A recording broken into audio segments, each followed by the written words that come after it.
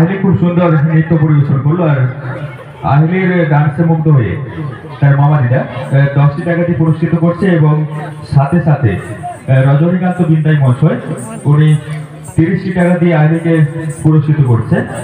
আচ্ছা, আহিলির জন্য এবং রজনীকান্ত বিন্দাই মহাশয় এবং সাথে সাথে আহিলির মামা দিদা ওনাদের জন্য সবার থেকে আমি আবারও একবার জোরদার হাতের তালি চাইবো। আবারও একটা পুরস্কার এসেছে আহিলির জন্য, সুইটি বর্মন। আহিলির এই ডান্সে মুক্ত হয়ে আবারও 10টি টাকা দিয়ে পুরস্কৃত করছে আহিলিকে। তো আহিলির জন্য আবারও একবার হাতের তালি চাইবো।